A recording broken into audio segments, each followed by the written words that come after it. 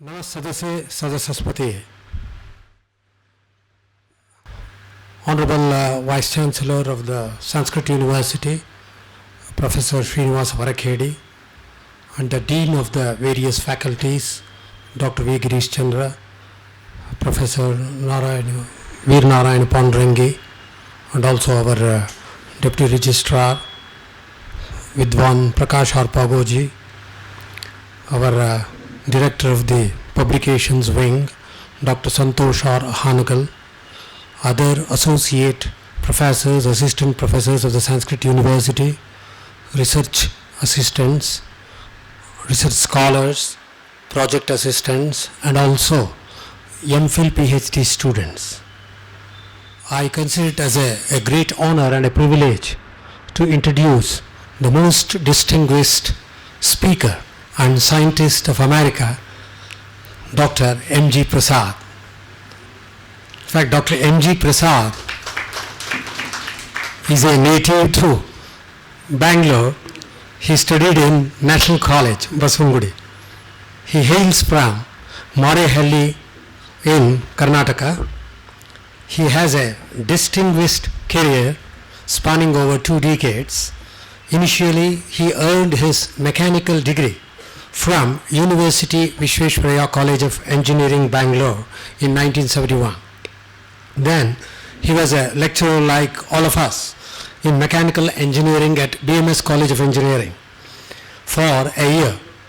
Then he went to Indian Institute of Technology, Madras, where he earned his Masters of Science in Applied Mechanics in 74. He also worked in the HAL in the Helicopter Design Bureau for 4 years. Later, he moved over to the United States and he enrolled himself as a doctoral student at Purdue University. Another outstanding scholar and a scientist at Purdue University is Rangasamy L. Kashyap, who was from National College. I remember always Dr. H. Nasimaya, who was the Vice Chancellor and the President of our college, telling Rangasamy Kashyap belonged to the first batch of BSc in National College, Basavangudi. Throughout, he got distinction and first rank, first class. he said, it cannot be broken because he belonged to the first batch and got the first rank. So, it was Rangasamy L. Kashyap who was also there in Purdue University, and he also studied in Harvard, and he was the head of the Department of Hydraulic Engineering at New Jersey, at Purdue University, at West Lafayette. And he completed his doctoral studies in 1980 in the mechanical engineering and started working in Stevens Institute of Technology, Hoboken, New Jersey from 1980. Since then, he is very much there in Stevens Institute of Technology, New Jersey. He is a wonderful debater during the college days and an excellent gifted speaker, for which he got several awards at state, national, international levels. In fact, his professional resume runs to 12 pages. I am afraid I don't have much time to speak about his professional achievements which he completed in the last 3 decades. But most important is that he specialized in acoustics. We have another outstanding scientist who has come exclusively for this purpose, Dr. R.N. Iyengar. He is from Indian Institute of Science and he specializes in the same field, and he is an outstanding scientist of international stature. And he has given several lectures abroad and also in various parts of the world. Apart from that, he was giving regular lectures at the Bangalore Science Forum started by Dr. Nasimaya in 1961, where I happen to be the managing committee member even now. And as far as Dr. M.G. Prasad is concerned, he has more than 100 publications in national, international journals, and more important, peer-reviewed journals. So it's very important, peer-reviewed international journals in the area of acoustics, vibrations, and noise controls, and in the encyclopedias and conference proceedings. And he has won 2 awards for his papers on acoustics. And the most selected awards which I am going to read out are, he is the elected fellow of the Acoustic Society of India in September 2000.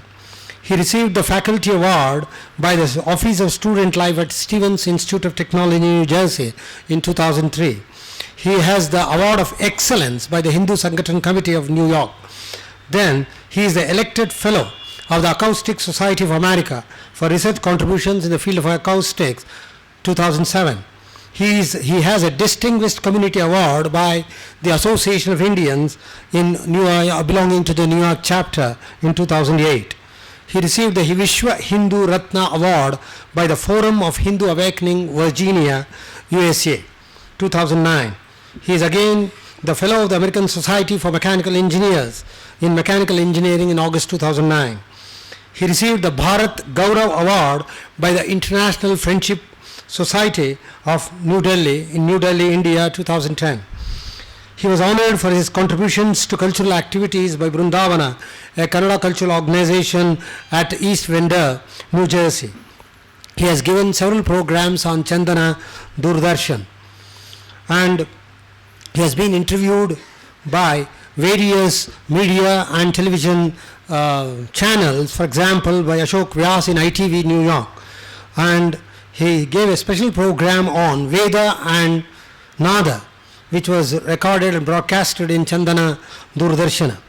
He got the Student Section Advisory Award for District A from the American Society for Mechanical Engineers in 2011. He is basically an engineer by profession, but by hobby he is a philosopher, scholar, public speaker, an efficient public speaker, and he is engaged in promoting Indian art, architecture and Indology at various levels in various states in America. And apart from that, he is a theatre personality like Dr. S.R. Leela. He has written several dramas and enacted and also was the director of those dramas which have been displayed in various parts in various states in America. For example, from 2005 to 2009, he co-produced written scripts and directed major plays in Kannada and as well as in English, such as Shakuntalam of Kalidasa, Bruhannala from the Mahabharata, Buddha, and the mystic love of Mirabai and Sri Krishna. So each of these plays have more than 40 performers. I remember long ago we did like that on Kautsasya Guru Dakshina. Dr. V.S. Ramakrishna Rao, developed this theme and we enacted it. 40 children participated in that, and the speciality at that time was other 39 children knew the dialogue of all others. So if we engage young children in dramas, that is the speciality. If one boy or the girl forgets the dialogue, the other used to fill up on the stage. So like that, he has trained a number of theatre personalities and dramatists to enact dramas, especially in the non-Indian cultural background in America, and also D-bound Auditorium of Stevens Institute of Technology. He has made lectures and presentations all across the length and breadth of America and in England and India, which runs to more than 100 papers. The list here goes to 100. I don't have much time, but they cover the various domains of knowledge such as science and Sanskrit, philosophy, East, West, culture, East, West, religion, East, West, philosophy, East, West. So, such is the polyglot and the polyhistic nature of Dr. M.G. Prasad, who has been kind enough to agree to come here amidst his busy schedule, because he is leaving for the USA on 26th, but still he managed to call out the time, and he has come here to give the lecture on Vedic perspectives on acoustics, Shabda Dhvani Shastra, in which he has made significant and singular contributions at the international level, which is already vouchsafed by a distinguished scientist such as R.N. Iyengar, who is very much here. So these two great vibrations of India are generally going to create the knowledge vibrations in all of us. On behalf of the Vice Chancellor, Dr. Srinivasa Varkedi, all the members who are present here, and also on behalf of the Sanskrit University, I offer him a great welcome to this small university which is going to make giant strides like Trivikrama in the years to come with the help of these distinguished international scholars. Hearty welcome to you, sir. Now I ask Dr. Srinivasa Varkedi to offer the bouquet to him. So now the floor is open.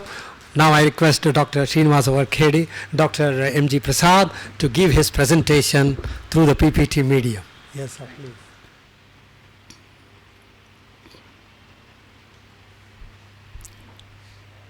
Chaitanyam sarvabhutanam vivrutam jagatmana nada brahma tadanandam advitiyam upasmahe.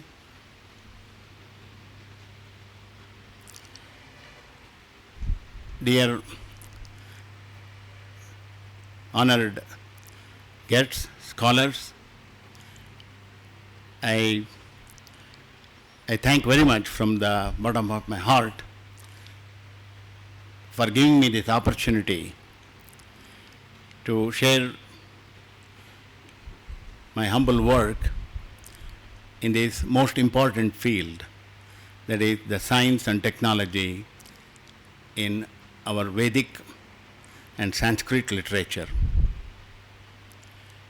I thank very much Dr. Sridhar, who made so much arrangements in such a short time, and also the Vice Chancellor, with whom we had wonderful discussions, and Professor Iyengar.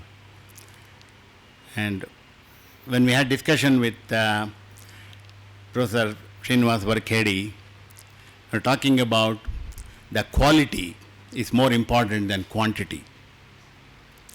And we know in a normal day-to-day life, the number of people who go to jeweler's shop to buy diamonds and pearls are very few, compared to thousands and thousands who go to the market to buy the groceries. So in a similar way, I am honored to be amongst you.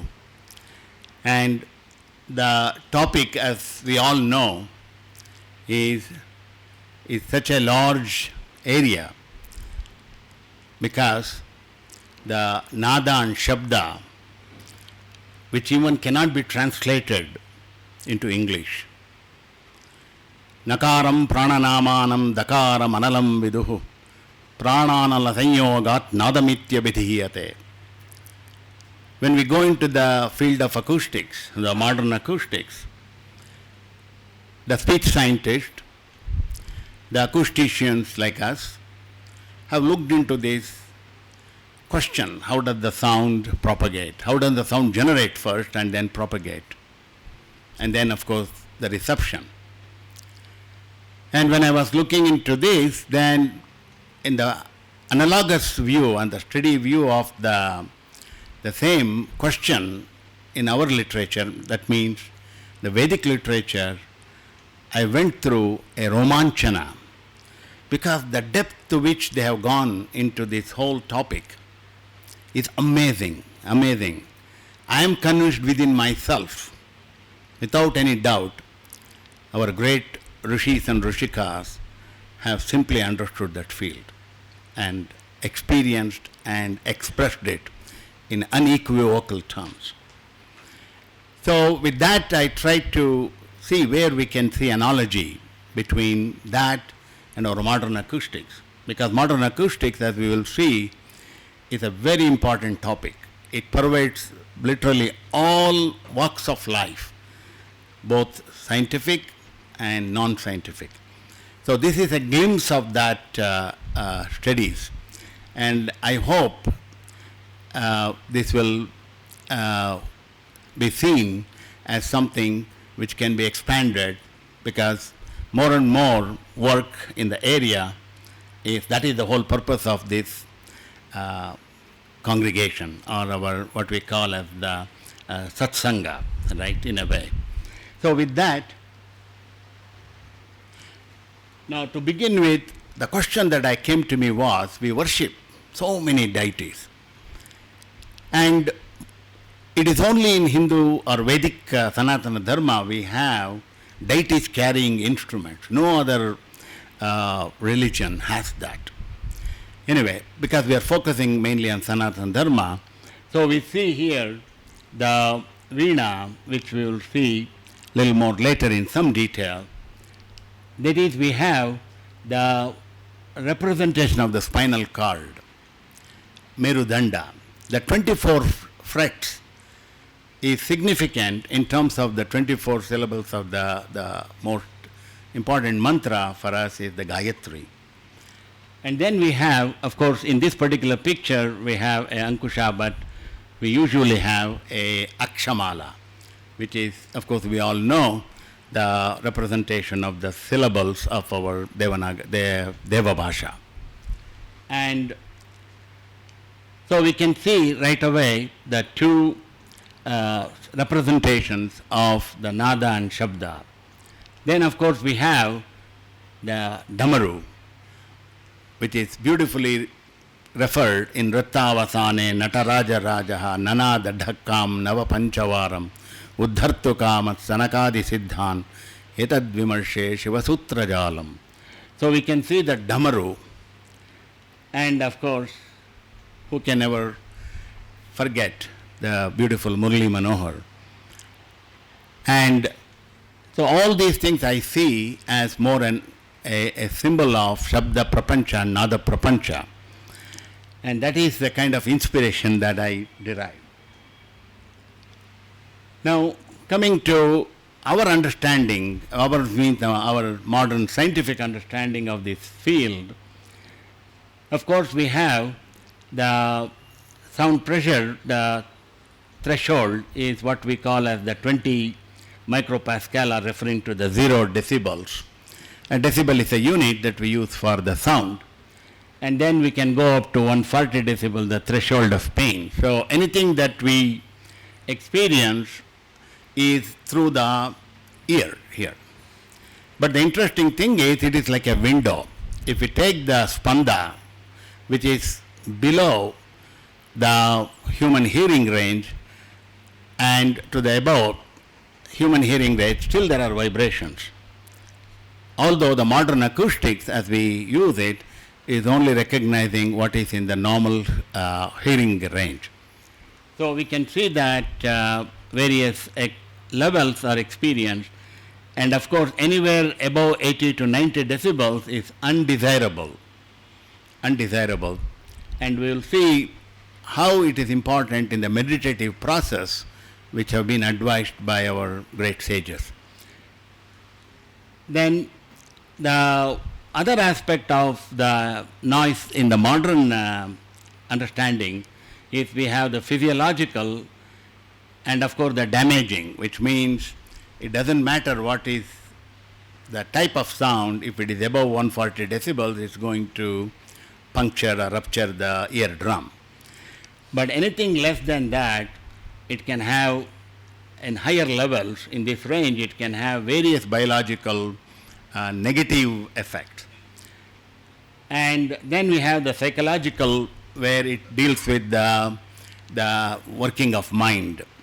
So the audio levels around us have to be carefully chosen, and that is why writers and thinkers and spiritual aspirants need a quiet environment, because the sound can easily disturb the mind. And then we have, of course, the other aspect of sound, which is in the technological world, like industrial noise and industrial product. For example, auto rickshaw here. So that's an example of a technical aspect of the noise and sound. So I'm trying to see this whole picture in these studies. Now, noise versus music, this is from a Greek picture. The picture has not come out very clear because of multiple copying, but here we can see he is a harpist and he is playing this instrument harp. And when he is playing the instrument, we can see the various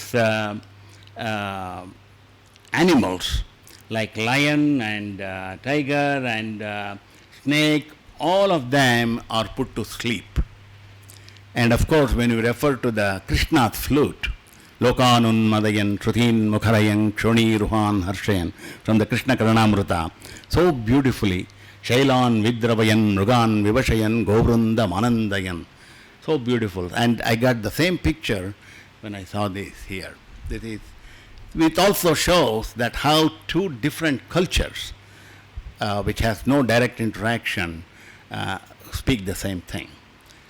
And this is our modern environment, where noise environment from outside an apartment can drive the person crazy. So that shows the importance of this field, both as for an individual as well as a collective society. So the thing that I referred earlier, as you can see here, the point here is loss of mental balance, which will be created by, that means the focusing. And that is why in the libraries we want quietness, because mind is focusing on certain thing, and when the noise becomes undue levels, it will disturb. Then we have what is called as the raising the voice. So we see that whenever a person shouts, which is not good for the person shouting as well as person listening, because we see that for producing sound we use the whole body, not just the mouth or tongue. The whole body is used, and all the muscular energy is used in speech production. And so whenever there is a background noise, we raise our voice to make us to hear or to listen. So with that, what happens, we are going through an unnecessary wasting of precious energy. And that is another important thing from the study that we get. Then false adjustment to noisy environment. Work has been done in industrial environment where a person is exposed to noise, high noise level, and when that person is brought to another environment, the person cannot operate, cannot think, cannot work. So that means the person has been falsely adjusted to an unhealthy environment from the acoustical point. So this is some of the biological thing, and this is a very interesting Pavlov experiment that some of you might already know, where this famous scientist Pavlov, he conditioned a dog with the bell of the sound of a bell. So when the bell sound was rung, the dog was given food. And after a while, what happened? He rang the bell and no food was kept, but the dog produced saliva. So which means the Shabda captures, and I will refer to some of the Vedic statements which bring this message very clearly. So I'm trying to strike the analogy here. And how great in terms of when we see this, and this is an experiment which has been established and accepted in the research world. So, of course, we have a great statement by a great scientist of the world who is from India, and Sir C.V. Raman. I think everybody knows Sir C.V. Raman. And he started his research in acoustics, then went to optics, and then came back to acoustics again in the ending years. So he gives a very beautiful statement in his very brief article called Acoustical Knowledge of Ancient Hindus, and he says it would form a fascinating chapter of history to try and trace the gradual development of musical instruments and musical knowledge from the rhythmic chanting of the Rig Veda in the ancient home of the Aryan race to the Indian music of the present day. So there is a continuity and consistency in the science and art from Vedic times to current times. And that is why I think it can be very clearly and safely said that there is no music which is parallel to Indian classical music, and the world of music knows it and agrees with that. And the kind of effect that it has on the individuals is phenomenal compared to many other types of music. So there is a continuation of that. So now coming back to some of the Vedic sources, and here still there is a question of among the element which one refers to which Pancha Bhuta. So when we take the Pancha Bhutas and the Gnanendriyas, how does the reference come up? And I don't think there is a clear assessment in the modern science.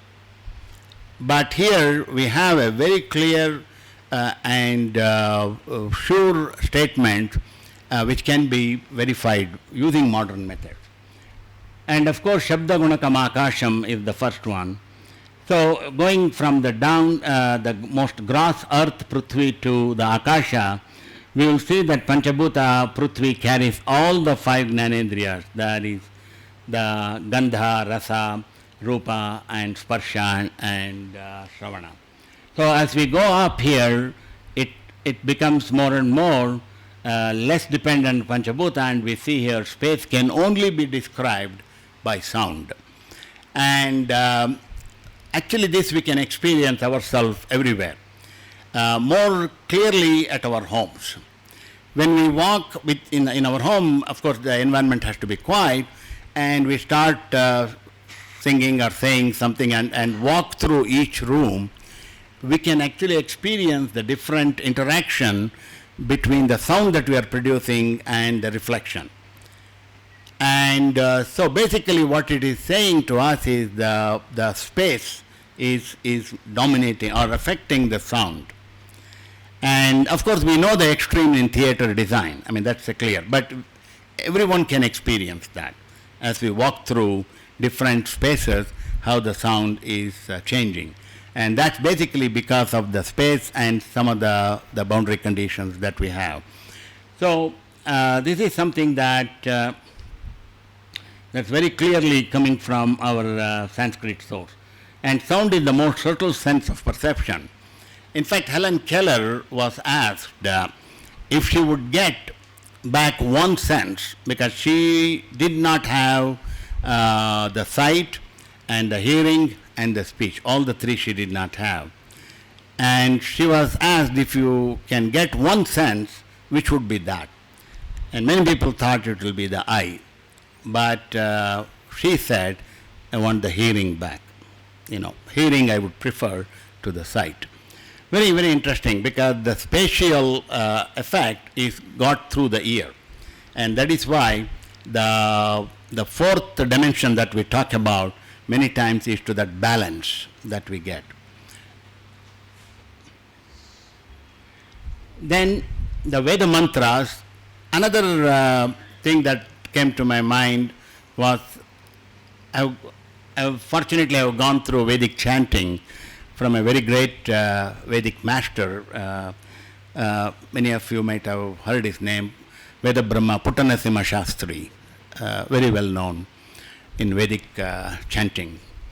So, and these Veda mantras are coming out so precisely, and the oral tradition is very much dependent on the acoustics, because any variation in the swaras is unacceptable in the proper chanting. We all know that. And that depends on the production of the swaras, udatta, anudatta, swarita and plata. So, and so the acoustical aspect is very important due to the intonation and the phonetics. One of our earlier research produced this very interesting result. We took many of the chanting lines, Yopam Ayatanam Veda, for example, Ayatanavan Bhavati, and we see that in the speech science there is something called intrinsic pitch difference, which means if I am producing the sound of A and E, there is, because of the vocal cavity variation, there is an increase in the pitch. That is very straightforward. And in speech we have that. But because the listener is also tuned with that kind of listening domain experience, we don't react to that differences in the frequencies. But in chanting, what happens, the chanter can override that pitch difference and bring the pitch difference for about 30 cycles per second to almost like less than 5 cycles per second. So what that means is, the same statement if I take, for example, if I take Sahana Vavatu, if I just say that, it has one effect. The same thing I take Sahana Vavatu, the same statement but given this intonation. So what happens, the pitch differences can be overridden and the listener is put to alternate domain, altered domain. And this we have experienced ourselves when we listen to the Vedic chanting. It takes us somewhere. Now the neurological experiment, I've been trying to collaborate with some neurological scientists to see the effect on EEG, but I've not been successful to find a neuroscientist who has interest in this and who is capable of making EEG experiments, and hopefully it will happen someday. So what I'm saying is, yeah. Right, but this study has to be made. That means we have to do a controlled experiment. That means someone, a trained listener, has to be kept in an anechoic chamber, quiet environment, and chantings have to be done, and EEG measurements have to be done. And right, yeah. So that is, then we have of course, the meaning. It's Veda mantras. We all know it is not some mumbo jumbo as some people think, unfortunately, but it is full of knowledge. And then another important thing, which is actually a kind of something to be noted with not happiness but kind of sadness. That is, in the world, the importance of memory is being reduced. And this I have noted in American university system a lot, and I have tried my little best to make an impact on that, because people are choosing other ways than to memorize. And that is a sadness, because the use of technology in the place of memory is a big loss for human capability. But in oral tradition, that is the big thing that we had. And so the memory was so powerful, and knowledge is readily available. Otherwise, we have to go to computer and other things, and those who have the knowledge up here, and what can be compared to that. So anyway, that's another great thing that we have, Smriti. Madhyama Smriti Gochara. There is a beautiful statement which I will refer. Now, of course, I don't have to tell more about this for this audience, but for those who are not familiar with Vedic chanting, I show you a demo how the precision in chanting is maintained and sustained because of the various combinations that we have. And the Ghanapata, we can see 1, 2, 2, 1, 1, 2, 3, 3, 2, 1, 1, 2, 3 keeps repeating, and the memory is kept so clear, and the acoustic aspect also is maintained. And there is some interesting study for those who may want to know more about this by Peter Astor, Symmetry of the Veda Mantras. And he takes the Rigveda, Agni Mile Purohitam, and then sees the combinations of it, and the combinations repeat throughout the chapter. So if anyone is interested, I will be happy to send that. Then this is a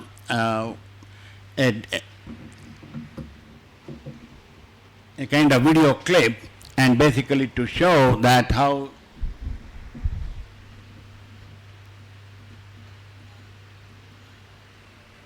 Oh, speaker we forgot. Okay. Okay, no problem. Yeah.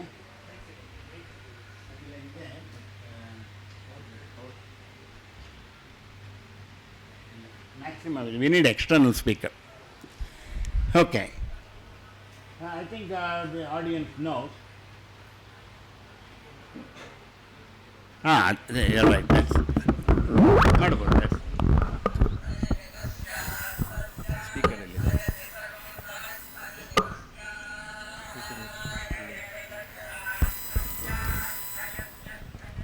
Sorry, this is something I should have thought. Yeah. Okay, I think. I mean, I'm sure everyone have listened to the Vedic chanting. Basically, I was showing the Ganapata, how it is alternated, and the point that I was planning to show in that, in one of the a person who was chanting, he was chanting, and if you observe the movement of the finger, and that is making a motion according to the patterns that is being recited. So we can see that the sound is directing the movement, and that's basically that's the thing that I was trying to show.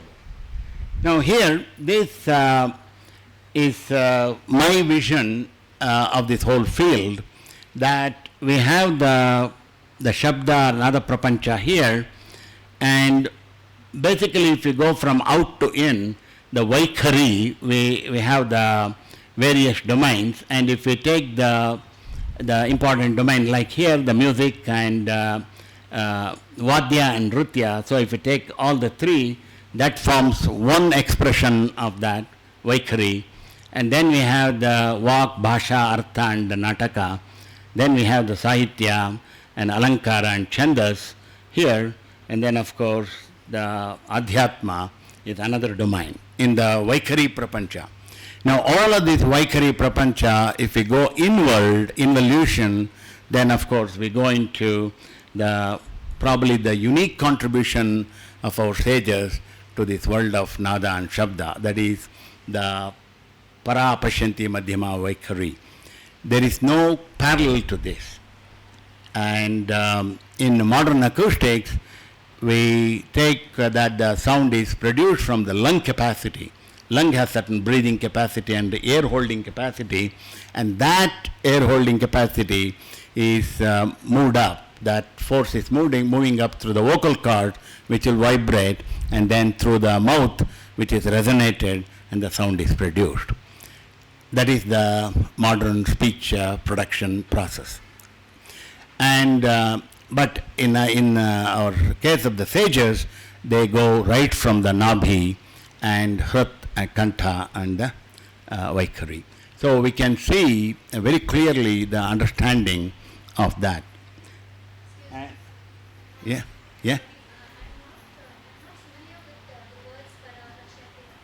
Yeah, we'll come to that. We'll come. Now, this nada, just as from a seed comes naturally sprout, branch, leaf, flower, unripe fruit and full fruit, likewise starting from the spiritual light as seed, the nada, swara and akshara have developed into the various aspects of knowledge. A statement by my spiritual guru, Yogi Sri Sriranga Sadguru, who gave this wonderful interpretation of this Nada Prapancha to a Vriksha Prapancha, of how the thing. So the involution is the one that the yogis are going after, because the evolution is to be traced through the inward journey, and then one can see the inside and outside. And sound, the field of sound, nada and shabda, is a very, very important tool. And that is why we have this Dve Brahmani Veditavye Shabda Brahmam Paranchayat Shabda Brahmani Nishnataha Param Brahmadi Gacchati. Amrita Bindu Upanishad very clearly gives such statement. Now, in this Gana Rahasya Prakashini, there is a beautiful description of the process, so scientific. Now, how does one produce speech sound? And whatever we can understand with the speech sound from humans, us, we can translate it to an instrument or a machine. That's very easy. But the most difficult is that how we produce sound. And Atma Vivakshamanoyam Manah Prerayate Manah Nabhistam Vanhi Mahanti Sa Prerayate Marutam Brahmagranti Sthito Nada Kramadurdhvapate Charan Nabi Hrutkanta. There is some small error here in typing. Nabi Hrutkanta Murdhasyashyo Bhavati Sadhvanihi. So we can see that the individual with a desire to speak, the Ichha Shakti that we talk about, encourages the mind strikes the heat, the anala in the nabhi, which then pushes the air, that is anila or prana, and then the nada, the energy, then gradually moves up through stomach, heart, throat, mouth as audible sound. So we can see here there is a will that is required in addition to the physical thing. But basically what happens here in humans, we need both the biological system as the physical system of production of sound. Then we have the psychological, psycho-spiritual system, which should combine together to come to the mouth to produce the sound. And that's a very, very beautiful insight that we get from this. Now, this is the one that I referred earlier, that the Pavlov experiment that I referred, and the Yajurveda here gives a very beautiful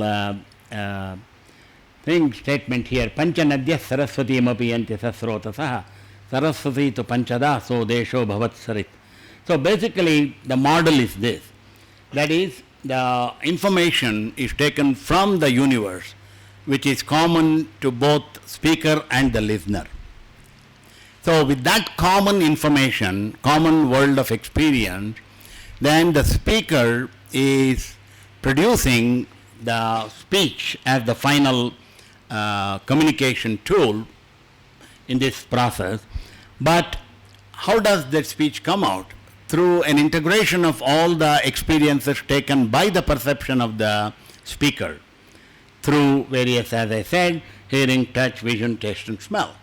So if I want to describe a delicious food, immediately I have to go to that experience and remember the softness of the mango, the beautiful, the delicious juice, and how I was holding. The whole thing has to come through.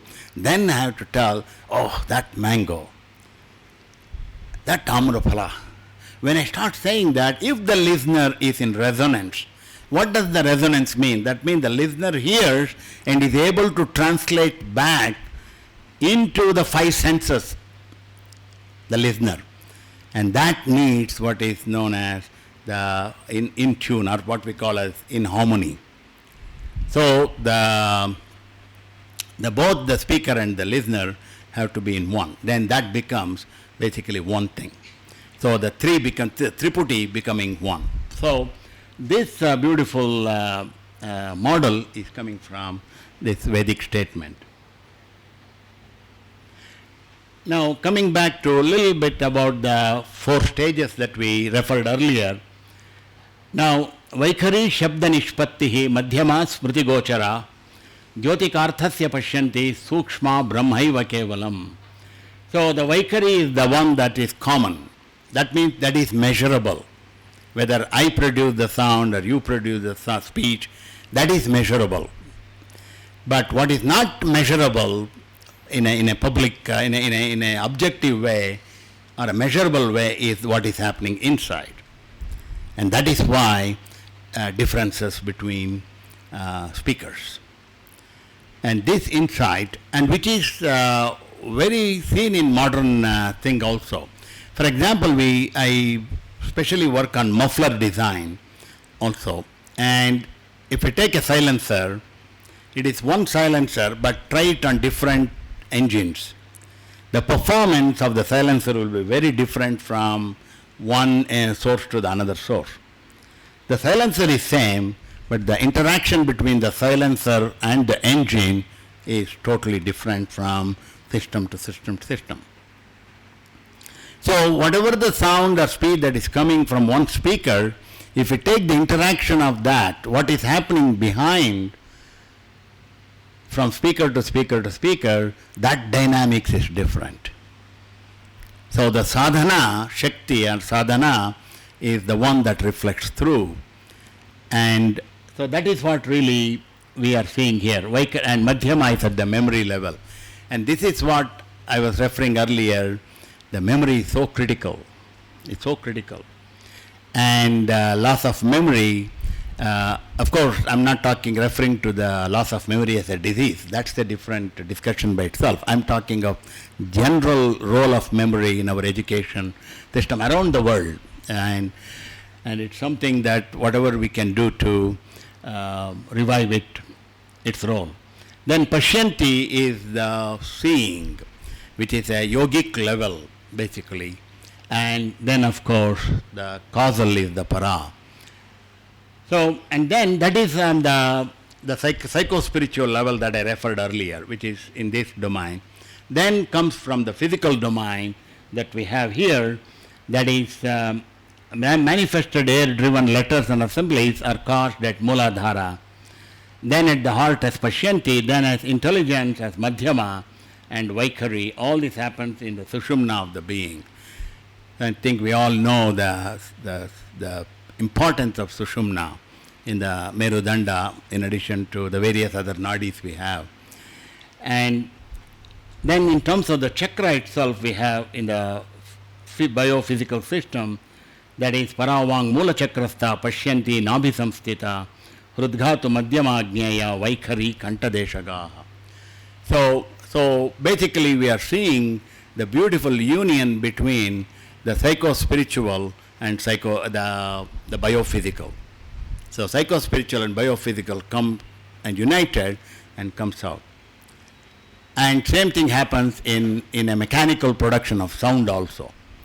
Because when the bursting occurs in the cylinder, the energy is produced, and then of course the various components is activated, and then the vehicle starts moving, which can be the Vaikhari. So the Vaikhari is referred to in terms of the movement there, but in terms of the sound here. Of course, we know that sound and vibrations are interconvertible. So, well, when I mean sound, because sound we refer as vibrations of the particles in air, and when I say vibration normally, we say the movement of this body. So this body, when this body is moving, it moves the air particle, which can be heard as sound.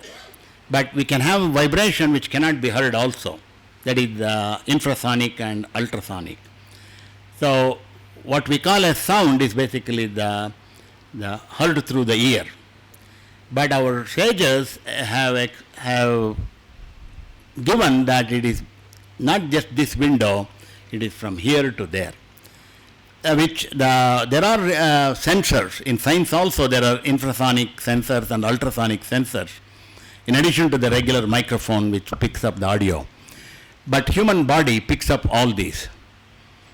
There were tests conducted by blind people because they cannot see the speaker, you see, location. So the blind people are asked to show where the sound comes and hits on the body, or they receive the sound.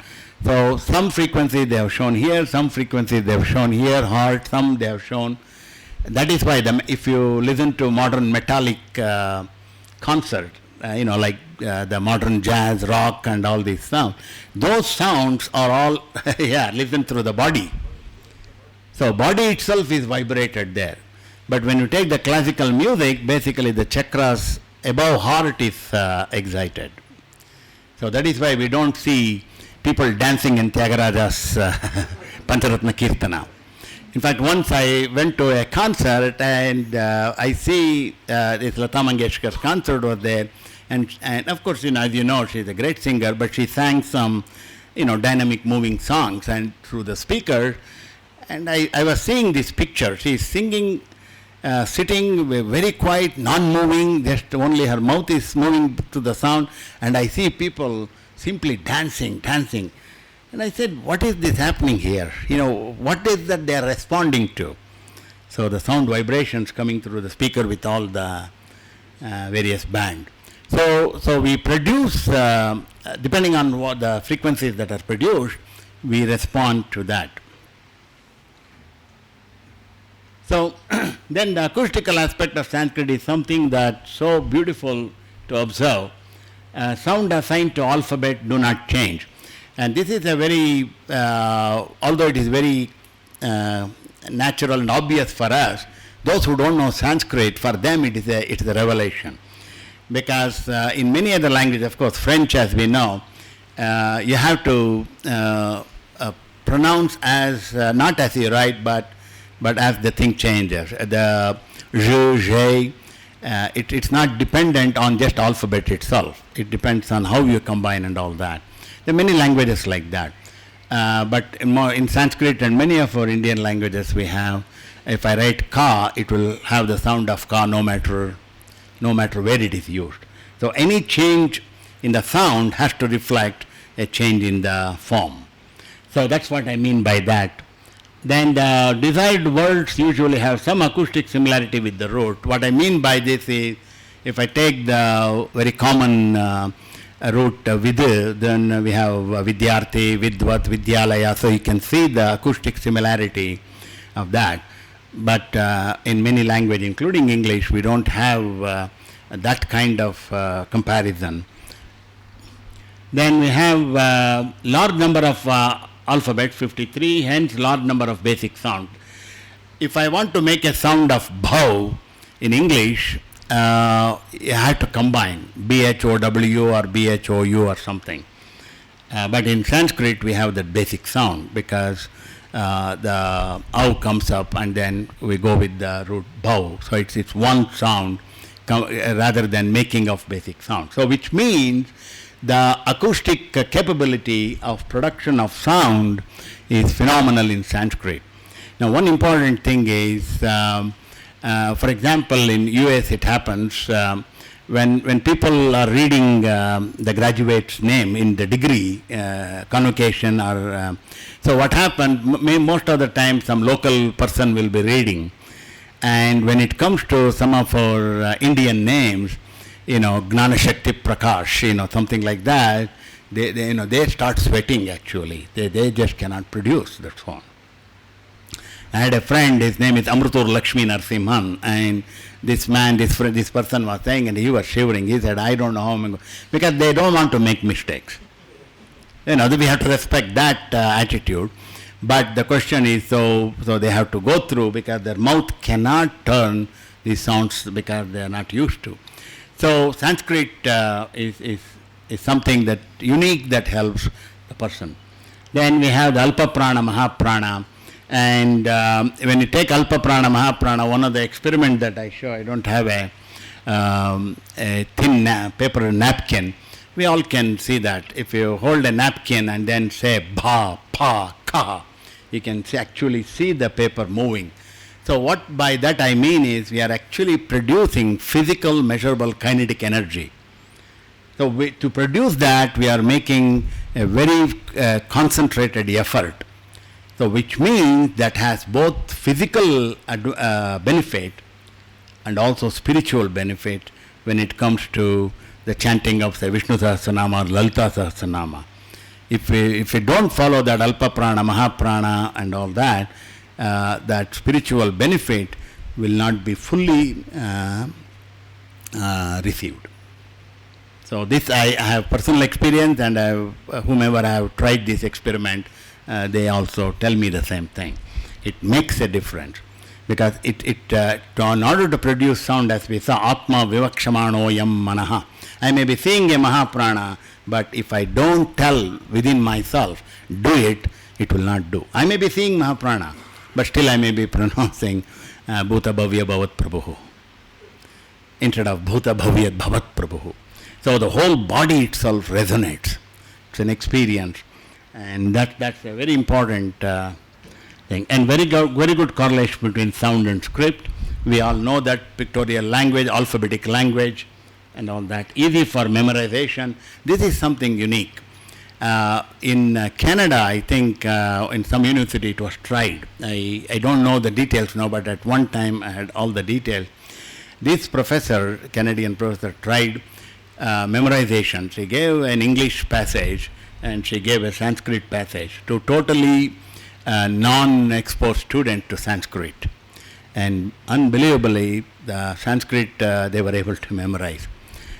So because of the Sayuktakshara and Sandhi, we collapse many words into a nice words package which can be memorized. And that is why we were able to even memorize Sanskrit prose. I still remember some of the prose that I learned in my high school years. So, and the effect of Sandhi, this is another interesting thing which, for example, we know in the Guna Sandhi, A plus E becomes A, right? And A is produced by the Kantha and E is produced by the Talu. And of course, A is produced by Kantha Talu.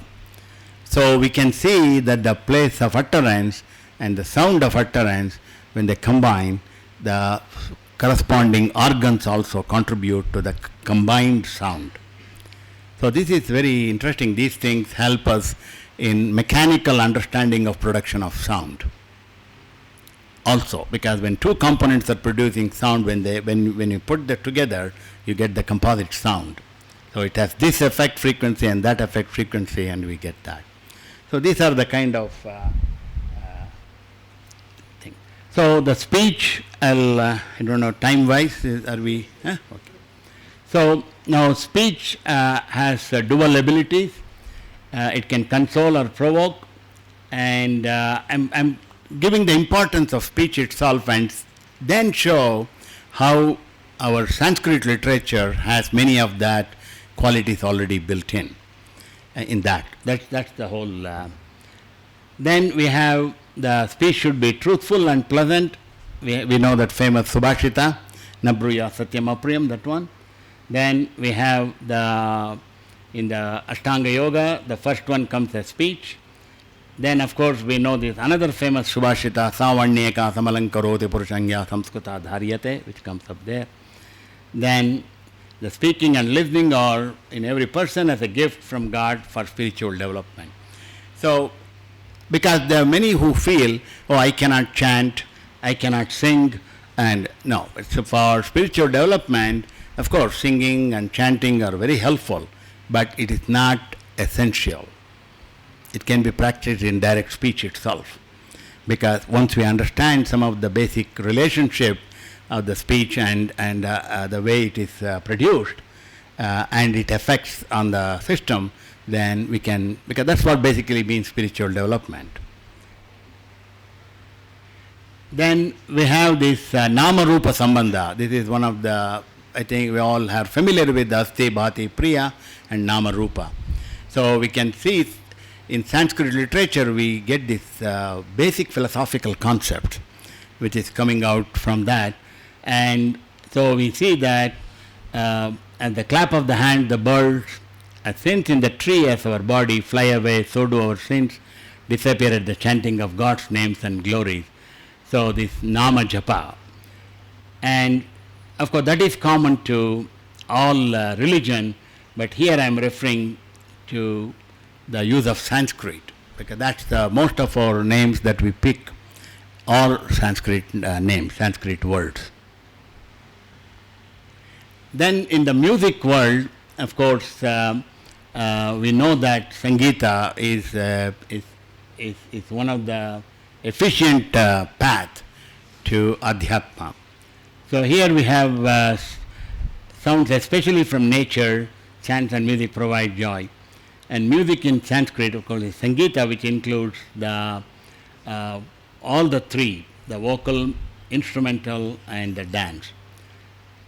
And the notes of music, and this I found in Naradiya Shiksha, many references actually, how the various swaras are related to the nature, the animals, and then of course music and dance are part of religious offering in Hindu worship. The idea here is how the Sanskrit is part and parcel of our Nitya Karma and Utsavas. That is that. And music should become the bridge that takes the listener from sensual to the spiritual level of Atman. So that is that we all know. So here we have the reference from the Naradi Shiksha. I said, Shajjam Mayuro Vadati Gavo Rishabhabhashinaha. That is the verse that I am referring here. And we can see that. And all of these definitions that I have not really found in any other literature. I have spent quite some time on Western musicology and trying to see how the music development and music, but we don't find a kind of reference back to the nature and referring in a quantitative way, because if we listen to these sounds of these animals, we see a resemblance between the Swarasthana and that. And raga, we see Chittam Ranjayati iti ragaha. So the raga, what is a raga? And so a definition is given in Sanskrit literature, and we can go with that and go inward and try to understand what exactly they mean. Then the famous Mridangam and Tabla, the first experiment was done by Sir C.V. Raman long ago in Institute of Science, where he showed and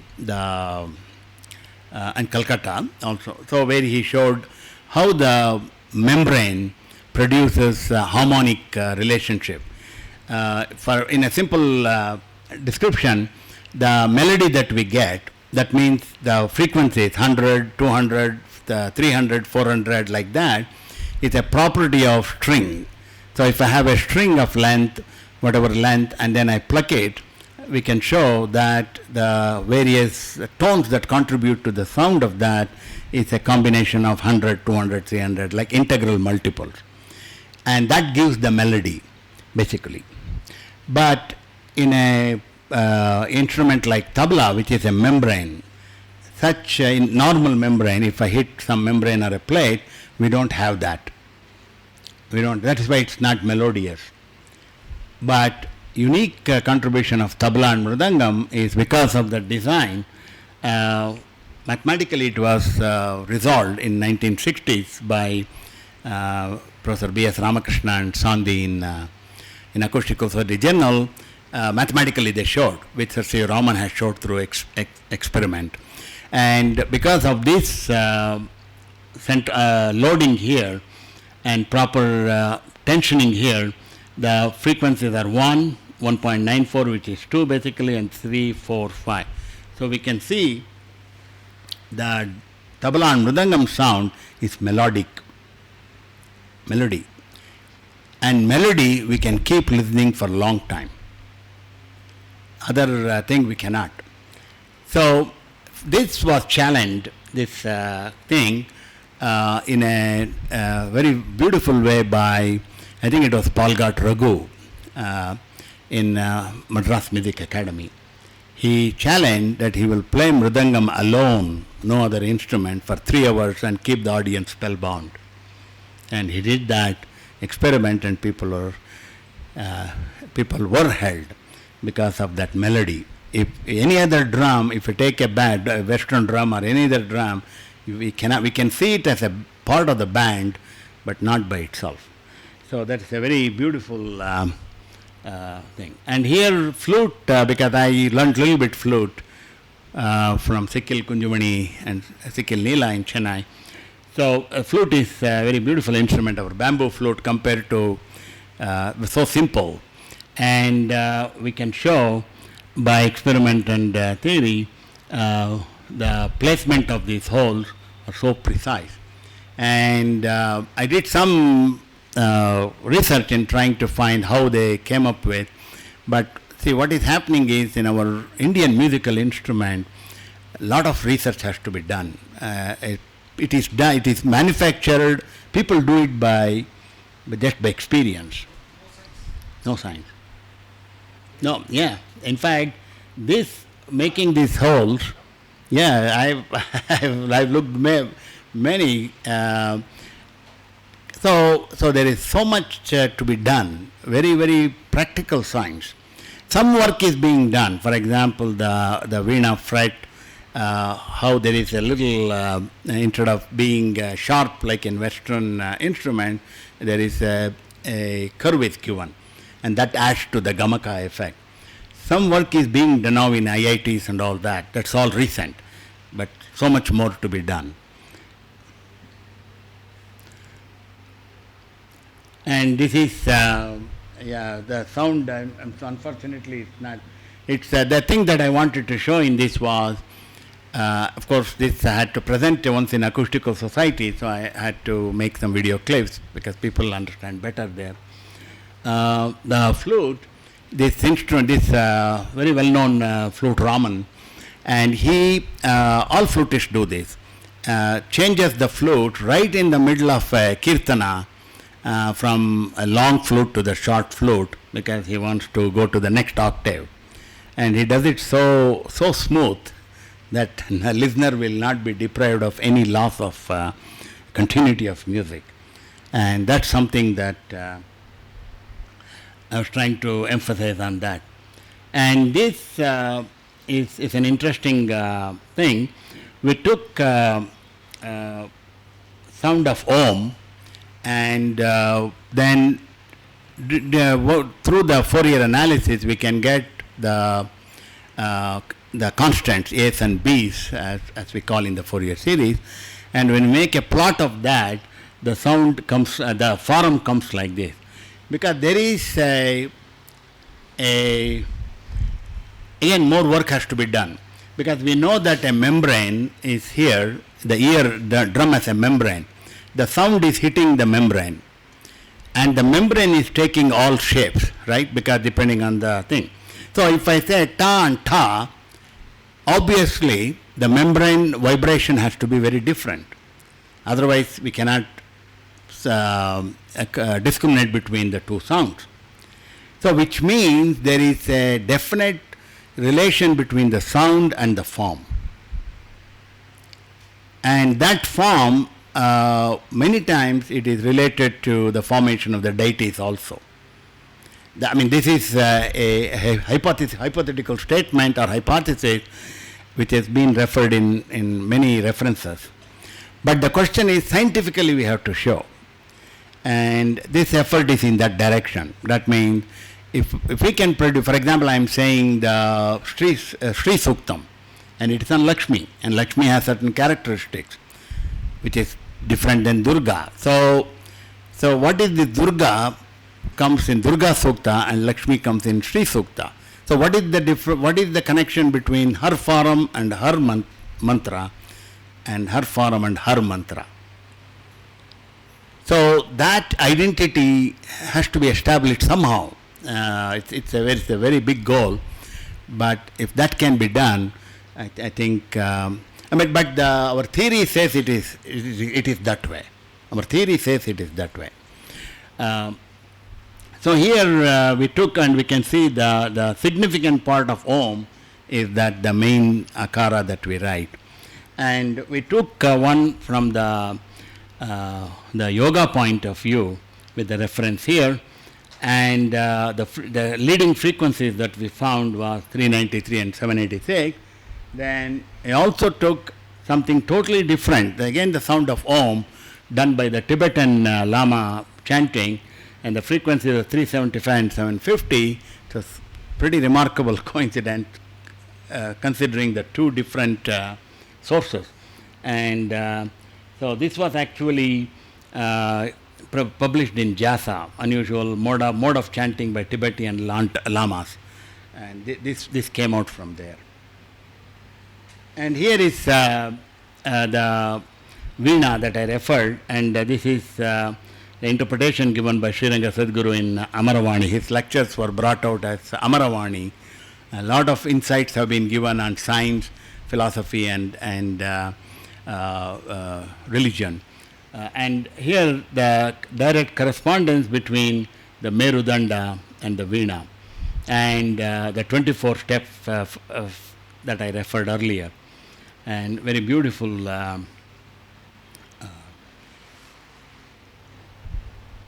Then Tyndall, I think many of you might have heard his name. Tyndall was a great British physicist, and he did a wonderful experiment. Actually, he went around the world actually with this many experiments, not just one, where sound is put on flame, and when the sound is put on flame at certain frequency and intensity, the flame started reacting to different forms, and one certain frequency produced what he calls as the seven-tongue flame.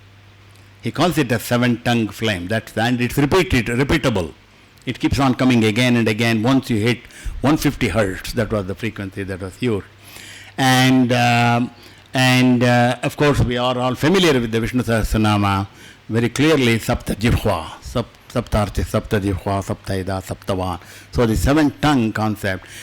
The point I'm making here is certain things in nature were recognized and noted by our sages, and they were given to us through the Sanskrit literature.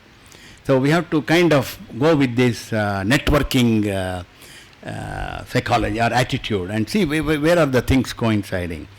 And I think that will be a beautiful thing. And this is one of my favorite. I practice blowing conch shell. I couldn't bring conch shell because these customs people in Germany, one of my last visit, they said if you bring it next time in your check the luggage, we will not allow it. But I don't want to bring in cabin luggage because you know how cabins are treated. I mean, luggage are treated, throwing and it may break. But the point of conch shell is it produces a unique sound. We all experience it, but why it produces unique sound, we did some modeling and experiment, and that's what it is here. So this is the inside of the conch shell. You can see here the sound goes in and then it goes through this spiral. And then what happens is each thing is like an ellipse. So we have a major axis and a minor axis. So this is like a horn, and this horn. So there are two types of horn, one based on the long dimension, one based on the short dimension. So that produces a certain spectrum, and we found this is the first resonance frequency here, and you can see so high and so clean, what we call in acoustical engineering.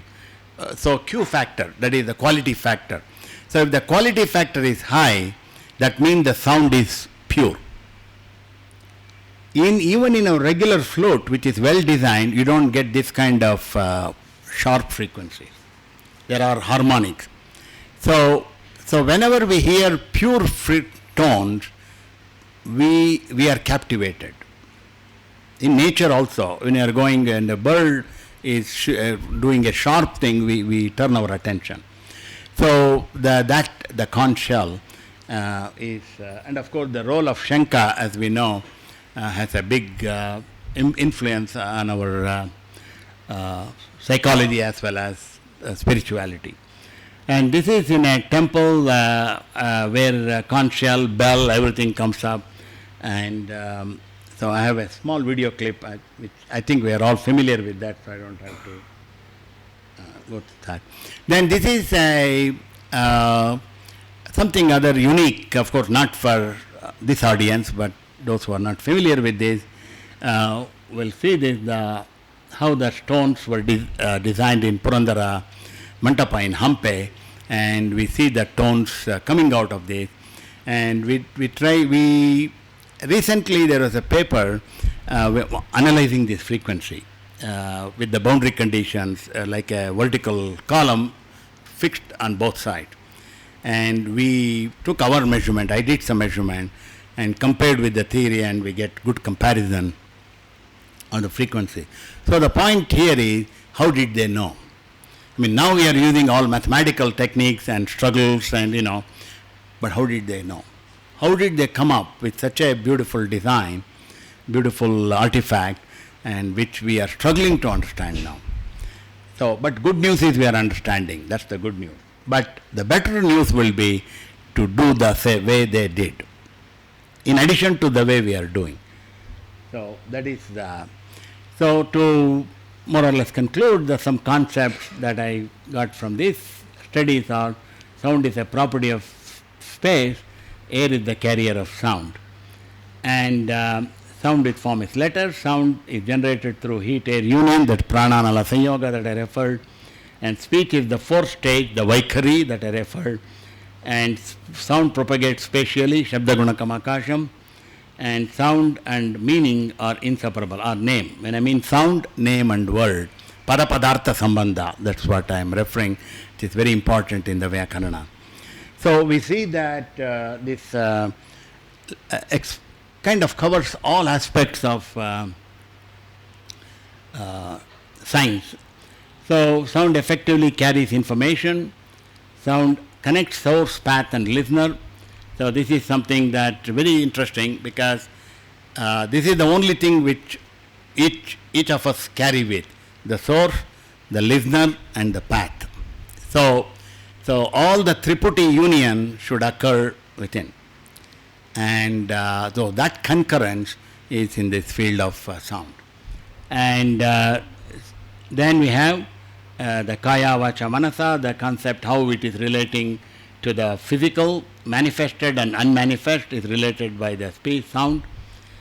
Then sound is absence of silence is absence of sound, but that itself has to be questioned, because when you take the parapashyanti, madhyama, vaikari is stopped. What about the pashyanti and madhyama and pashyanti?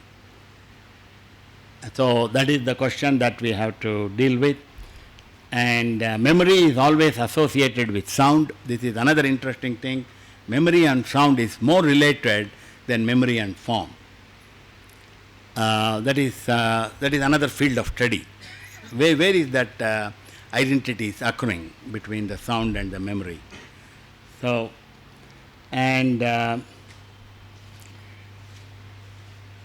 sound is the subtlest connecting link to the world, and that means the sound is essential for the connection to the world, or the least required connector to the world. Of course, all others are connecting, but this is the least. Now here is some of the spiritual aspect of sound environment. There are innumerable approaches to attain spiritual development. However, it is our view that approach through sound is most effective. Sadashivokani sapada laya avadhanani vasanti loka nadanu sandhana samadhimekam manyamahe manyatamam layanam sarvachintam parityajya savadhanena chetasa nada evanu sandheyo yoga samrajyam ichyata. Sorry for the little typing in Sanskrit, because someone was helping me and he didn't. So, but the reference is given from the Yoga Taravali attributed to Shankaracharya. So we can see the. Maybe I'll stop at this point, because from this on, when I give actually a workshop also for those interested in spiritual aspect of sound, I go through many demonstrations actually to show the significance and importance of sound. So when sound originates, this is I'll just go with one, because that can take considerable time. I'll just go with one. Now, when does the sound originate? This is a very interesting question, because we know in antah prayatna and bahya prayatna, right? And so the question is, when is the time t equals 0?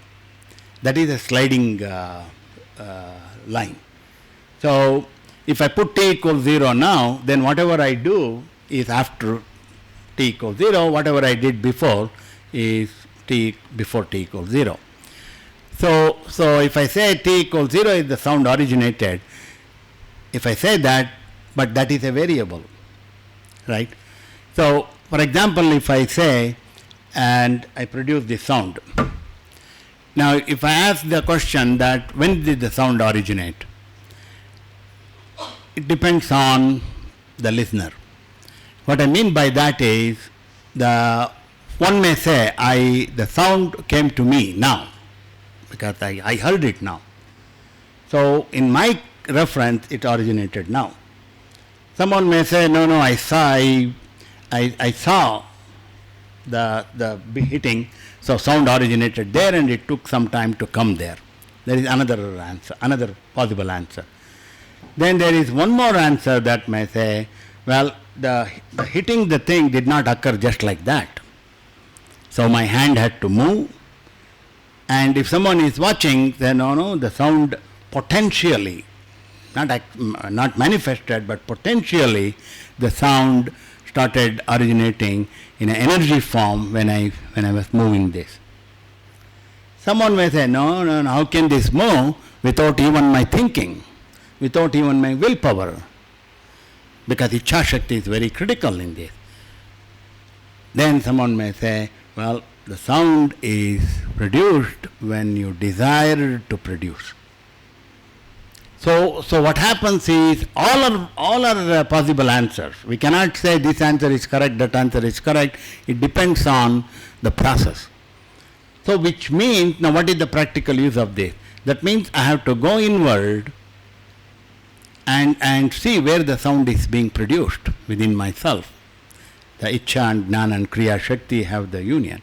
So this is in the physical. But when I come to the mechanical stuff, there also we do the same thing. The sound is coming out of the, say, auto rickshaw or car in the muffler, right, at the end of the tailpipe. But if I go behind, it is actually produced when the combustion is occurring. So if I have to reduce the sound, of course I can do a lot in the silencer and all that, but what is the better thing to do? Go back to the engine and change the design there. And even better is, how does the interaction of the combustion with the cylinder occurs? There. And if I do it there, then Karyakarana Sambandha will come up, and I am doing at the Karana level, not at the Karya level. So all of this, so this is what this demonstration, slowly I go one at a time, and all of this, I have quite a few. Huh? Oh, the bell and the ivory, I had to have the tool. What it is, you might have seen some Nepalese bell, right, that one. So it has a sharp, like a edge around, not our regular bell, that won't work, but this, I have to show you in a drawing. So it will be like this, if I take the edge. So what happens, we can take an ivory, and if we go around it, you actually strike the resonance, because we are exciting the bell, and as we keep on increasing the speed, we are actually increasing the frequency of the forcing function. At some point it resonates with the bell itself, and then the sound, you can actually amplify it so loud, we can fill the room. And the thing is, it has to be something like ivory. Sometimes the hard wood also can do, not a small one, big wood, because what we refer as the impedance matching, which basically means whatever the vibration I am putting in should go into the bell, rather than, so the impedance has to be matching. That is why the ivory is the better thing. So like that. And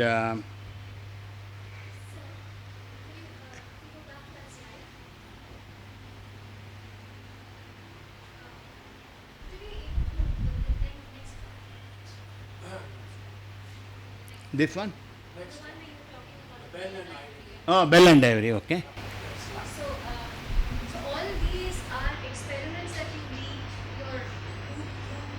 Yeah, I have to have some tools, some tools, for example, the empty vessel resonance node at the center, so I need, the singing bowl. You might have seen this used in the Buddhist centers. So what happens is, it has to be designed properly. That is why we have to choose those. And if you hold on the palm and then strike it, it still sounds, because the point of contact here does not vibrate. So the way I bring that is, it doesn't happen with all the vessels. only such vessels where it is designed properly. So I bring design into the sound. So how do you bring design into sound? I go back to this. That's where I got the connection in Sanskrit literature. Some of the things I showed. How do you design in order to get the desired sound? Correct. That's exactly correct. And how do you link it to spirituality family? If it's Yeah, well, the outcome, because the sound from the singing bowl, I don't know whether you heard that sound. Right. But if you focus on that, see what happens if you take crystal bowl, for example, a large, and when you do it, the sound, you have to follow the sound. Although it is credited to Buddhist, but it is actually, it all originated in Hindu practices. But somehow Hindu practices did not continue in our current time. So Buddhists kept it, and that's okay, or whoever did it. But the point here is you have to follow the sound. So when the sound comes to the laya, so the mind is slowly taken to the silence. And it's actually an experiment that we have to do it. So then what happens, we get the ability to control the mind. Yeah. It does. In fact, if you take good bells that we used in Hindu worship, not the ordinary bell which nobody wants to listen, it brings headache, but the real bells. I have one such bell, 50 years old, with a beautiful panchaloha. When you ring it, it simply comes on, and then the ringing sound will be there with and if you keep on following that 20-30 seconds, and some Korean bells and Chinese bells, you can go more. To keep that following sound for 30-40 seconds is not a small thing. So that is how they are used. Yeah. So this is a small poem. I write poem. I write in Kannada also, but maybe being exposed in English environment for a long time, so some inspiration came through that. And so basically you surround everything around, you are everywhere to be heard, you are outside but also inside, you are produced ever in nature, you come from humans and machines, you are with motions and patterns. As an annoying noise you displease someone, as a diagnostic tool you are useful to someone, as a painful noise you can hurt anyone, as a soothing music you comfort everyone. It is not easy to place you as music or noise, either wanted or unwanted, you are always sound. So because sound is that, and our sages looked at that. So that is why we are able to use. And to conclude, the nada yoga is a union of source path receiver through vibration and sound, spandanada. Shabda is the manifestation of Param Brahman.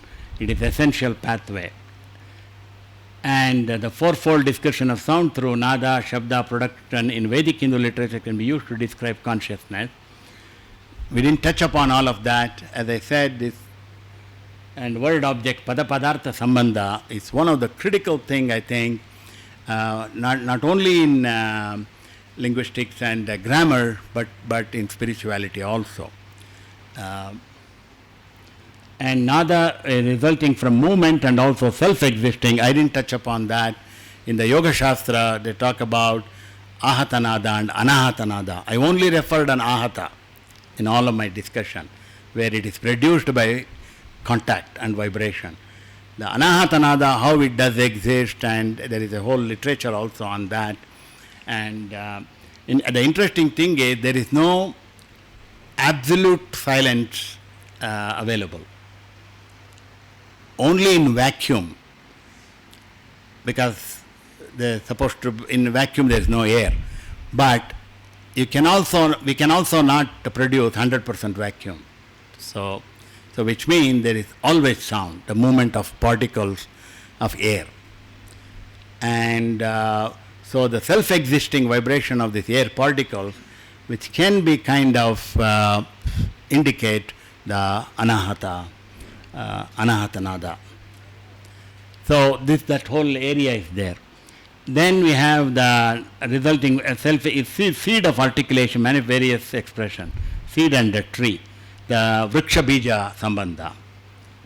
Then Supreme Being manifests itself through Nama and in the Devata form or the energy.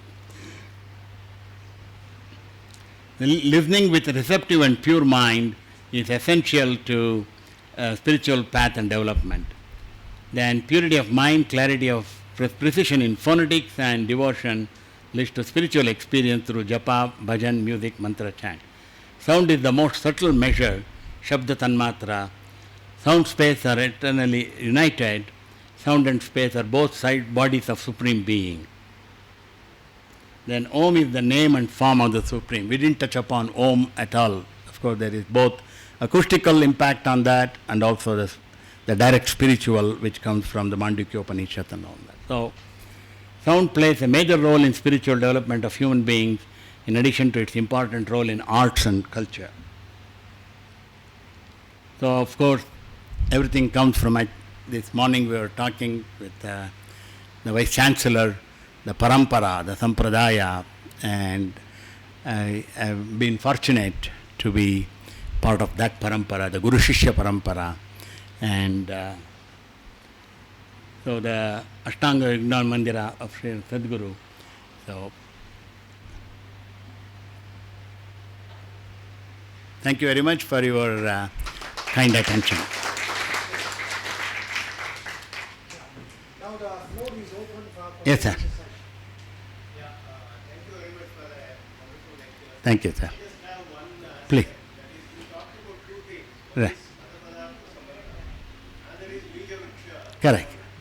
Veda also says that objects were created with sound itself. Has any work been done in that Puriti Vyahara place and Purina Sangeeta? Yes. That the objects were created with sound itself. Right. Right. There is some type of work is done, not exactly creation, but what they do is you might have heard of Shalini pattern. Professor Iyengar is very familiar with that. Knowing that in Shalini patterns, what happens is the sound is given to the plate, and then the plate is vibrating now. And when the plate is vibrating, we put some particles, and it could be even some liquid. So because of that sound and the vibration, then what happens, 3D structures are formed. And that is essentially due to sound. So the material is the formation of the objects, at least in a dynamic way, dynamic sense, it's done that. Actually, Veda has two things. One is that Yada Purva Mahamaya. Correct. That. Says that there is some other material used.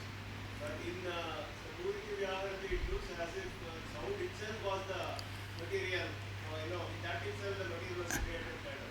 Correct. What has been done in No, not to in that exact way, because in the Ahata Nada, as we know, sound is the effect of the movement of the body.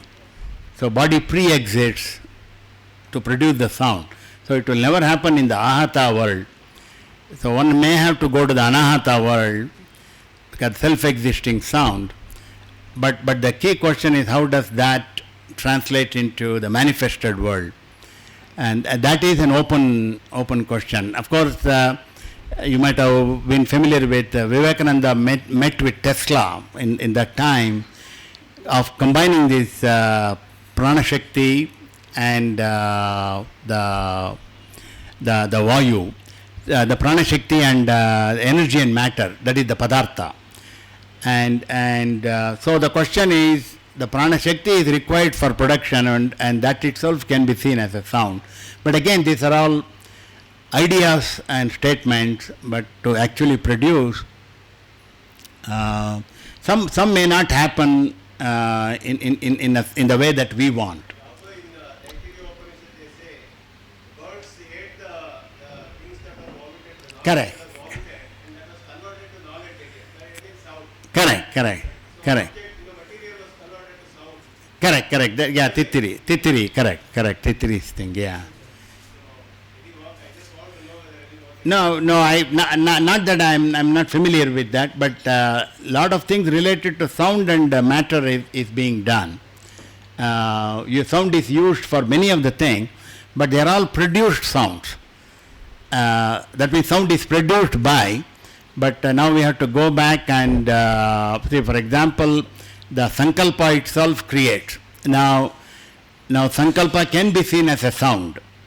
But for example, many times it happens, right? We want to say something, but we don't want to say, right? That means we already have said it here.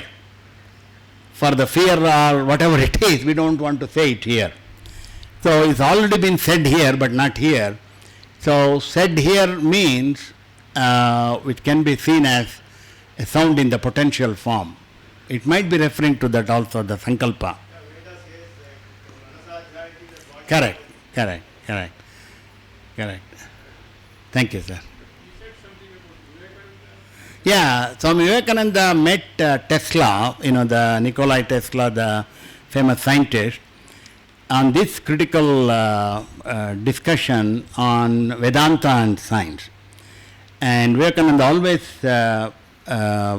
believed and felt and wrote that Vedanta can contribute to the science in a big way. And so in order to know what is the question of the science, that is the scientific question that is the most important at that time, was this energy matter relation. But Vivekananda's unexpected passing away did not continue in that, but it is said that the Einstein's work was in that direction, which helped in that. The famous equation E equals mc square. So basically it's a connection between energy and mass. But of course the objects have to move at the speed of light, and no, the Vedanta, the prana shakti is energy and the padartha is the object.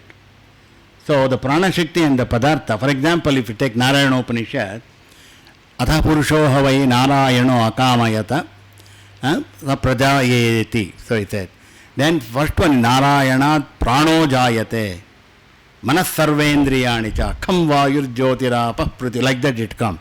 So the first thing it came is prana shakti, and that prana shakti is an energy form, and that gave rise to the various objects later. So that prana and energy, but then the movement has to be at the speed of light in Einstein's equation. See, Einstein did a very interesting thought experiment, and which I think everyone can try, carefully, of course. So what the experiment was, that Einstein thought, if I run at the speed of light, what will happen? Because everybody runs. Some run slowly, some run fast and all that.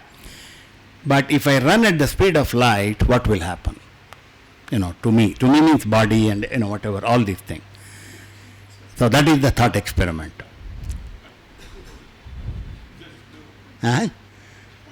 Become energy. Right. No, we don't know. But that is why it's thought experiment. But even to do that thought experiment is not easy, because I have tried a couple of times. But you have to be free from all other worries, because when you are running, if you still have worries, you will run slow. That can be maybe related to after jiva, the light, so many spiritual. No, that is fine. But the After death, light no. That it's not meaning that. When the mean E equals mc square, see, light travels at some speed, right? Some 10 to the power of 30, some 4,86,000 miles per second. That is the physical speed. So if this body runs at that physical speed, body cannot run by itself. I have to will and then I have to run. What happens? That is the question. That experiment, yeah.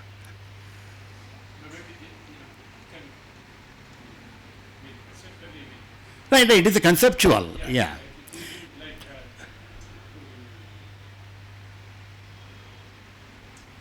when Rama met Parshurama.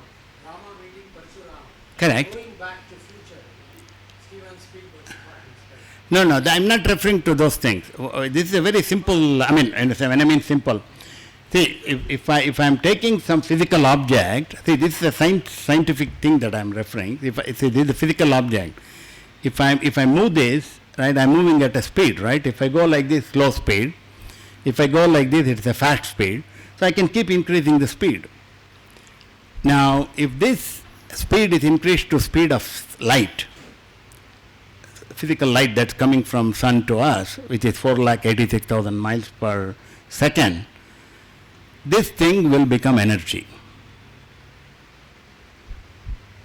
that's true. What happened Right, when Rama, right, this all the forest, right, some of the rishis, they waited until he, right, right.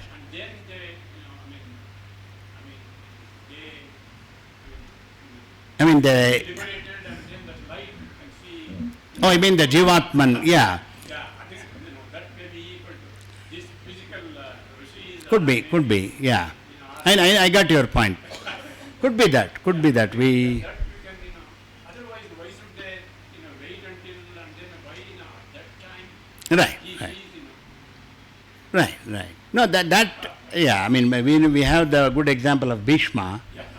Everybody knows Bhishma's Icchamaranatva. So when he left the body, at what speed he left? I mean, what speed, the light left, the soul left.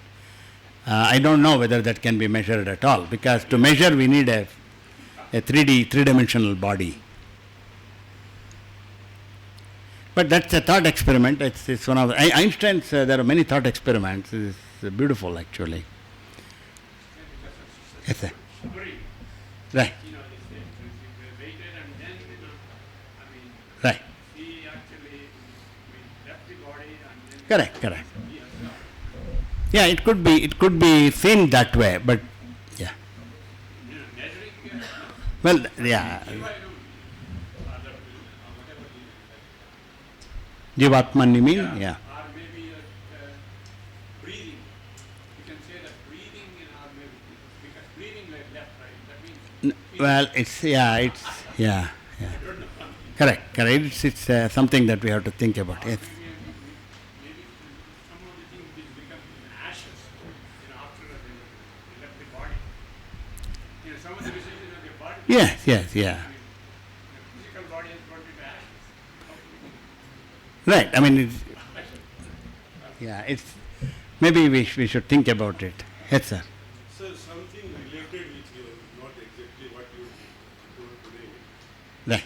Is there any reference regarding that elephants, they listen to the low vibration voices and the dogs listen to the... Oh, yeah. They have, yeah. Are they in our scriptures somewhere? And second thing, that when we were in school, so one of the snake is known as Chakshusrava. One of the word for snake is Chakshusrava, that he listens from the eyes.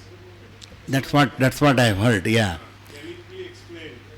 Maybe. Because it was a laughing point for, we were biology students that time. Right. So it was a laughing point that we can make any sort of words which doesn't have any practical meaning. Right. It is known that snake doesn't have specific ears. That is known biologically also. So the question is, how do they respond? How do they perceive?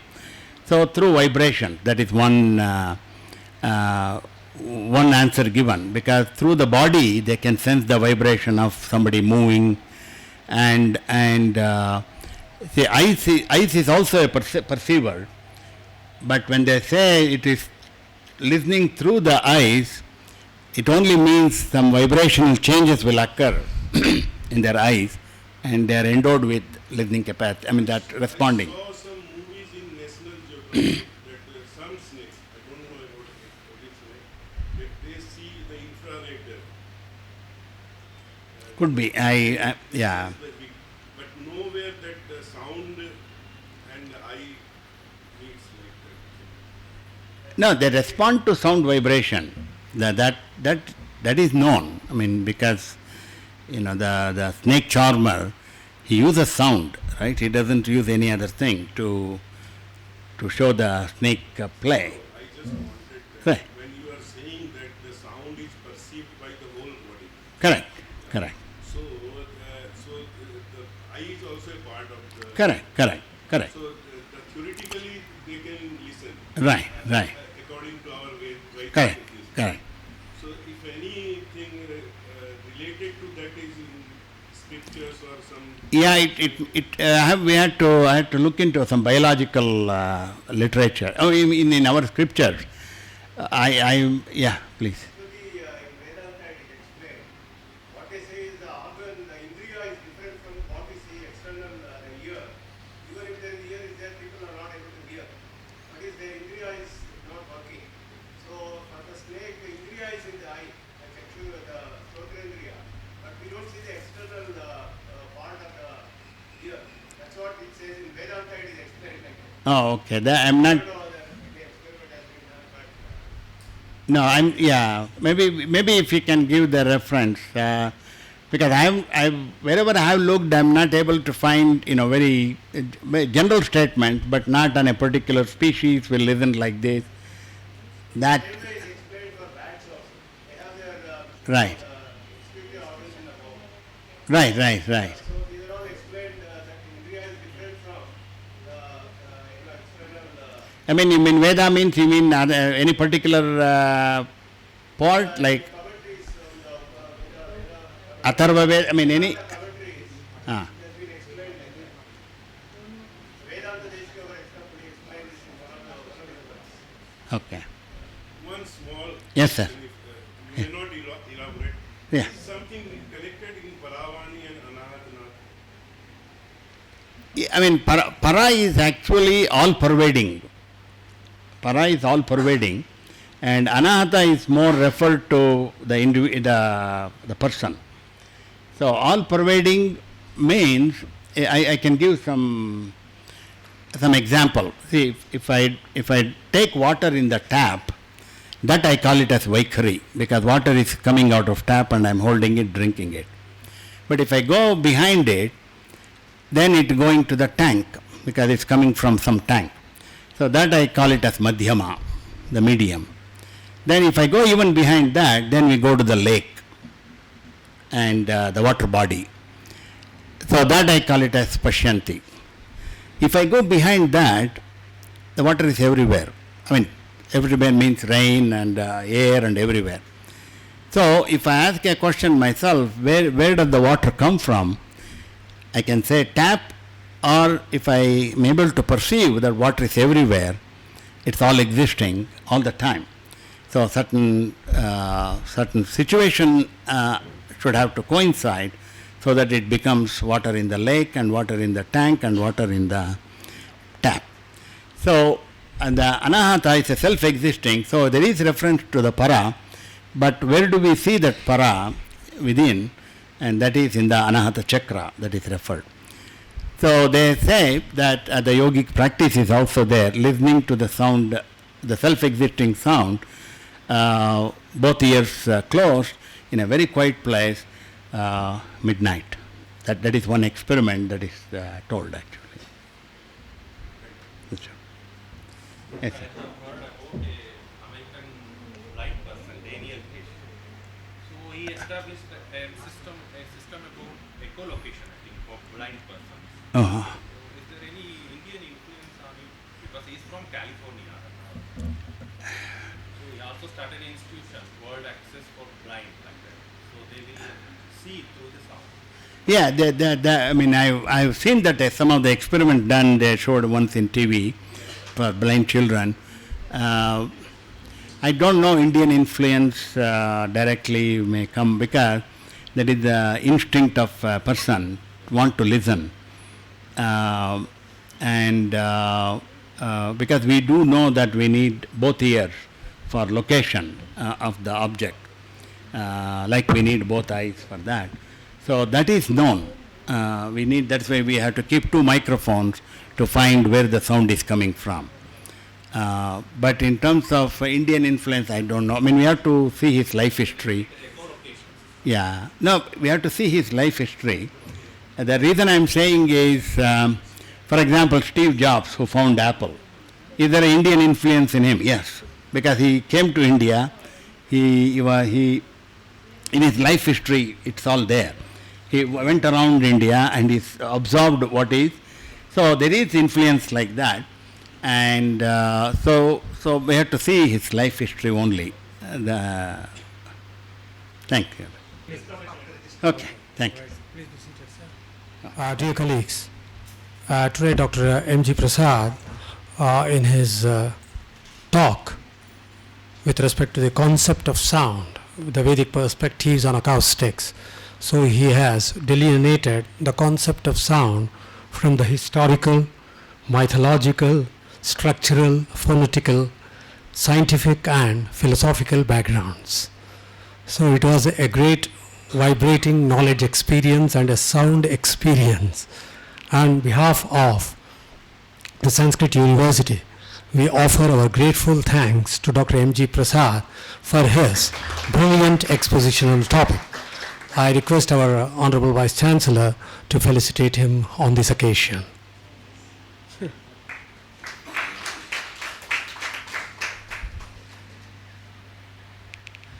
We also thank Dr. S.R. Leela, who is a renowned Sanskritist, the former MLC of Karnataka, and also our former syndicate member, for suggesting the name of Dr. M.G. Prasad and making this to happen within a short span of time. We are extremely thankful to Dr. R.N. Iyengar, a world-renowned mechanical engineer and a professor at the Indian Institute of Science, for having come for this talk on an invitation, and also to Dr. Jayanti Manohar, who is a very renowned Sanskritist and a writer of repute, and to Mr. M.G. Raghunandan, who has graced this occasion, and to all our invitees, and to our members of the staff from Sanskrit University, from Chamarajanagar Sanskrit University, and to our MPhil and PhD students for listening to this remarkable lecture which spanned over more than 95 minutes. Thank you very much, and we really appreciate the efforts of our acting Vice Chancellor, Dr. Srinivasa Varkhedi, in making such special distinguished lectures to happen for our students and the faculty, which definitely enhance the knowledge capital of each one of us. Thank you very much.